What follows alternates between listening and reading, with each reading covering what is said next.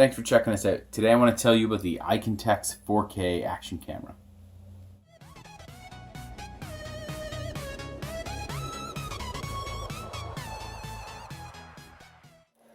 Alright, so I've had this camera now for a few months. We use this camera mainly to film the Mexico video and a few shots around just to sort of test it out. With obvious exception to this video, most future videos should be shot on this. So what do I think about the camera? So it can shoot in a variety of image resolutions, with the largest, honestly, being a lie. It can film in everything from potato quality to 720p in 30, 60, and 120 frames. It shoots in 1080p at 30 and 60, 2K at 30, and 4K at 24 frames per second. Now, I should warn you that this 4K, it's not real 4K. I hadn't done any filming in 4K or testing, but from what a few others are saying, I guess it's upscaled to 4K, so it's not real 4K. I was also watching somebody break down the frames at the 120 frames for 720, and it looks like they shoot it at 60 and end up duplicating frames to get the 120. So it's a little bit shady. Now, the quality compared to a GoPro is not the same. It does shoot at a lower bit rate, but I think for what we're getting, it shoots pretty well. So this camera does come with a load of accessories, almost too many to dig into here all in one sort of video. They do have the same mounting points as GoPro, the sort of the three-pronged system like this here.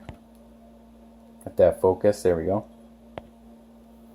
Yeah, so they are interchangeable with most GoPro accessories. Now, obviously this waterproof case is different than the GoPros, just due to the layout. So it is not interchangeable, but it works quite well. Now, when you seal it, it does have a gap right in here that you can see. And I was reading some reviews online where some people were kind of concerned about that. So as soon as I got it, I put some paper in here and then submerged it without the camera for quite a while just to see if absolutely anything got through, and it didn't. So it worked quite well, even with this gap, and I think it's just sort of aesthetic. It is still quite well sealed. That being said, I was quite nervous actually taking it into the water for the first time, but it held up great, did its job just fine. So the next thing I want to talk about is the settings. There's tons of settings on this thing, so you can adjust it just to the way you like it. And there's the ability here, we'll get this focused here. Yeah, perfect, right? So we can adjust resolution, loop recording, there's anti-shake features, gyroscope. You can use this as a Wi-Fi camera that's viewable with the app. There's also the diving mode, which adds a sort of a red filter. Having used this in Mexico while swimming and snorkeling, I advise not using the diving mode app above 10 feet. There still seems to be enough red light getting through the water at that point that you don't need it, and it sort of overly red washes the picture. You can, of course, adjust the quality of the pictures, sharpness, image size, white balance, color, ISO, everything, right? Exposure.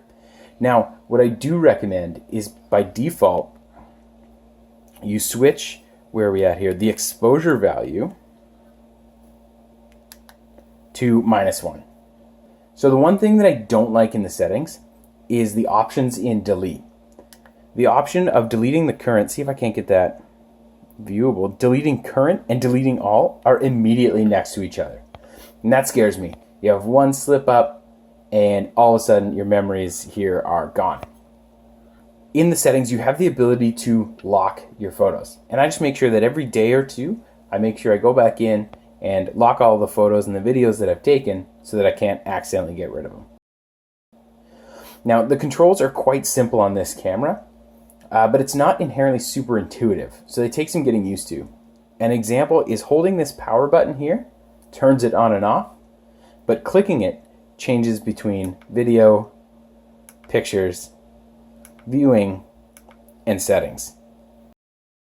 So night shooting versus day shooting. I'm going to make this clear and quick. Night shooting on this camera is not so great. Day shooting is great.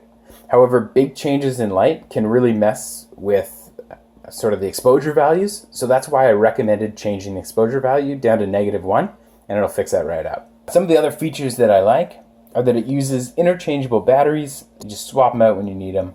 The batteries are pretty good. They do just about 2 hours of film time. It's very comparable to a GoPro. It has the expandable micro SD slot. I don't know if you can see that there. That can take up to, they say, a 64 megabyte card. Now, the last thing that I have to say about this is to do with this waterproof case, specifically the lens on it. Now, I don't know if you can see this. Oh yeah, you can right there. So it seems to have developed these sort of weird stress marks in the lens. I can't tell what from, and we never went more than a few feet underwater with it. So far, it doesn't really affect the shot, but what I'm going to have to do is maybe a little bit more testing and really look to see how these affect it. You can't see it when it's head on, but when you're looking at it, they're really quite clear, and I don't know where they came from. I haven't seen anybody else, so maybe if you own this camera, tell me if you have these, or if you're starting to get them, or if yours is great. Just let me know. But that's my only sort of complaint about this waterproof case. Otherwise, it's great. So what do I think?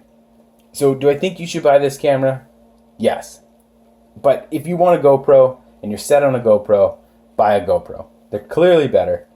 But if you want a sub $100 action camera that shoots in sort of shady 4K but in great 1080p at 60 frames, I say buy it.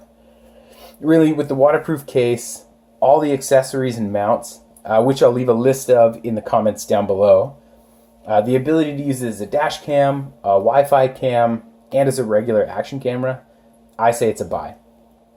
Thanks for checking out our video on the ICONNTECHS 4K action camera. Hopefully you found out what you were looking for if you're considering buying this camera. Don't forget to check out our future videos, and check out our new Instagram, wandering.blue.passports. We'll be uploading our photos leading up to the trip and our photos once we're on the trip. Thanks.